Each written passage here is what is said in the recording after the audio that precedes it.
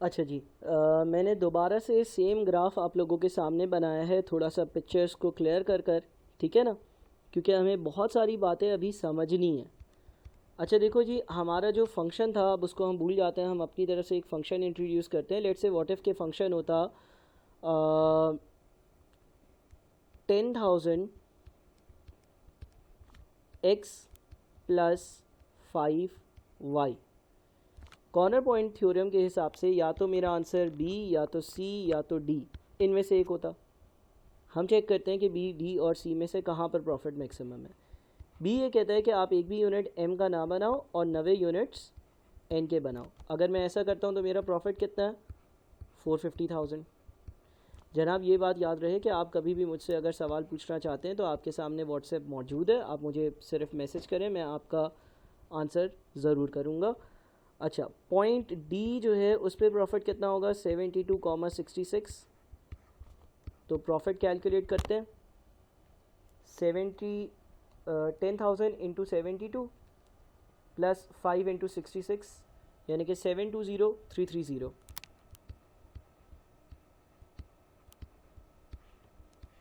और point C which is 160,0, profit कितना होगा? 10,000 इंटू 160 प्लस 5 इंटू 0, ये बनता है तकरीबन 1.6 मिलियन।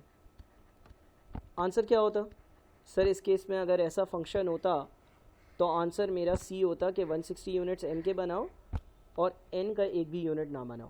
चलो ये बात तो हो गई, ठीक है। अब और डिटेल पर चलते हैं। देखो, बहस मैं ये करता हूँ कि यार मैंने ये वाला रीजन जो अब ग्रीन से शेड कर रहा हूँ ये फीजेबल रीजन में इंक्लूड क्यों नहीं किया? तो जनाब उसका आंसर ये है कि ये फीजेबल रीजन में इंक्लूड ना करने की रीज़न ये है कि कंपनी की जो प्रोडक्शन लिमिट थी, कंपनी सिर्फ़ और सिर्फ इस येलो रीजन में प्रोडक्शन कर सकती थी। जो ग्रीन रीजन अभी अभी मैंने शेड किया था उसमें कंपनी की प्रोडक्शन करना पॉसिबल नहीं था। क्यों सर? अच्छा देखो, हमारे पास एक प्रोसेस ए था,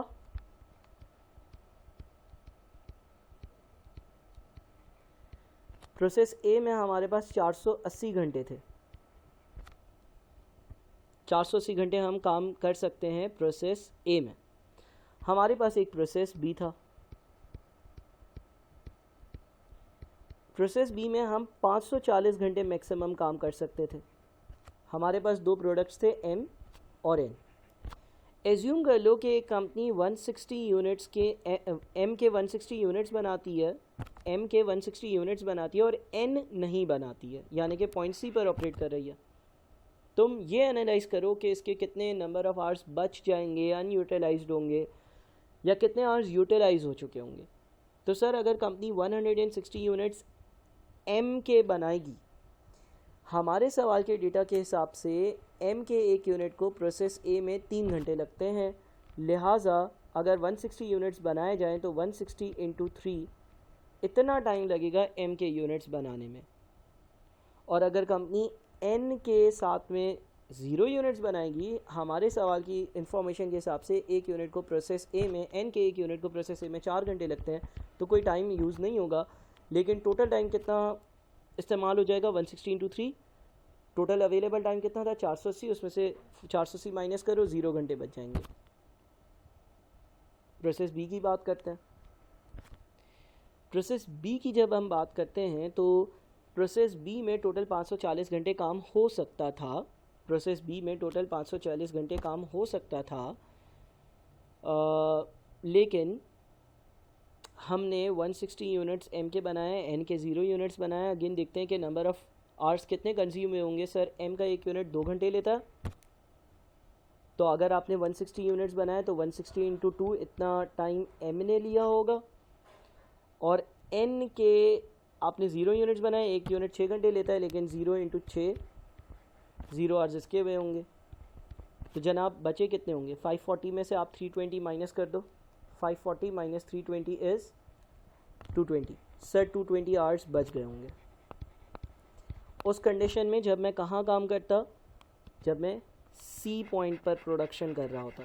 जब मैं सी पॉइंट पर प्रोडक्शन कर रहा होता, यानी कि 160 यूनिट्स एम के बनाता और एन के 0 यूनिट्स बनाता, तो मैं यहाँ पर रुका क्यों? यहाँ पर रुका इसलिए क्योंकि प्रोसेस ए के नंबर ऑफ़ आवर्स सारे ख़त्म हो गए, कुछ नहीं बचा। ऑब्वियसली प्रोडक्शन के लिए, किसी यूनिट की प्रोडक्शन के लिए ये बात ज़रूरी है कि वह प्रोसेस ए से भी गुजरे, प्रोसेस बी से भी गुजरे। लेकिन जब आप प्रोडक्शन करने गए और आपके प्रोसेस ए के वर्कर्स का टाइम लिमिट एग्जॉस्ट हो गया, तो आप मज़ीद यूनिट्स तो बना ही नहीं सकते हो। ठीक है। अच्छा, अब ये बात भी देखना कि देखो प्रोसेस ए की लाइन ये वाली थी, और जो तुम्हारा सी पॉइंट आ रहा है वो प्रोसेस ए की लाइन के बिल्कुल एंड पर है, बिल्कुल कोने पर है, बिल्कुल एंड पर है। एंड पर होने का क्या मतलब है? यानी कि यहाँ पर रुके इसलिए हो, यहाँ पर रुके इसलिए हो और मज़ीद आगे इसलिए नहीं बढ़े हो कि प्रोसेस ए में मज़ीद कैपेसिटी नहीं है। क्या सर प्रोसेस बी में थी? देखो नज़र आ रहा है कि 220 घंटे मज़ीद काम हो सकता था, लेकिन सर वो यहाँ पर कैसे रिफ्लेक्ट हो रहा है ग्राफ पर? यहाँ 160 लिखा है, ये प्रोसेस बी की लाइन है। देखो कैसे रिफ्लेक्ट हो रहा है, मैं बताता हूँ। ये वाली एक्सिस जो है ना, ये वाली एक्सिस, इस पे हमने प्रोडक्ट एम रिप्रेजेंट किया, ठीक है ना। अगर मिसाल के तौर पर कोई ये पूछ ले कि यार कितने घंटे बचे, तो मैं बोलूँगा यार प्रोसेस बी में अभी 220 घंटे बचे। अच्छा, प्रोसेस बी में एम का एक यूनिट कितनी देर में बनता है? सर एम का एक यूनिट प्रोसेस बी में 2 घंटे लेता है।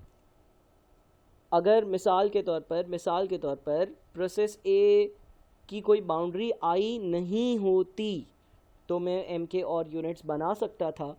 अच्छा, अगर चलो मान लिया कि कोई बाउंड्री ए में नहीं होती, बी में 220 घंटे मौजूद हैं, एक यूनिट 2 घंटे लेता है, तो कितने और यूनिट्स बना सकता था? 110।